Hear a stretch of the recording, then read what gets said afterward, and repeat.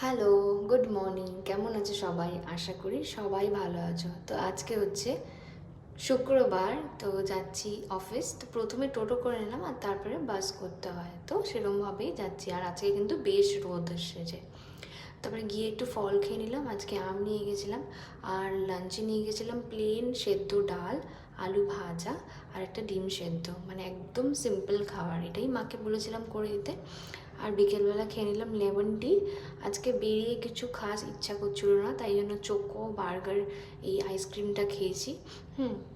আমার কিন্তু বেশ ভালো লাগে। আর ডিনারটা করেছি আজকে চিকেন বিরিয়ানি। হ্যাঁ, তোমাদের কাদের কাদের চিকেন বিরিয়ানি ভাল লাগে, তার সাথে কি চিকেন চাপ ভাল লাগে? আমার কিন্তু বিরিয়ানির সাথে কিচ্ছু ভাল লাগে না। আর লাস্টে একটু নেল পলিশ করে নিলাম। দিনটা এরকমভাবেই শেষ হলো আমার।